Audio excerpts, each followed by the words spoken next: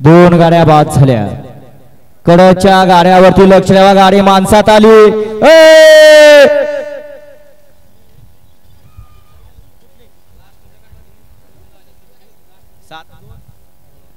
गाडी क्रमांक 8 चा निघाला, तास क्रमांक 7 वर धावलेली गाडी श्री खंडवा प्रसन्न मच्छिंद्र चव्हाण कल्लोळ ही गाडी सेमी साठी पात्र ठरली आणि तास क्रमांक 5 वर धावलेली गाडी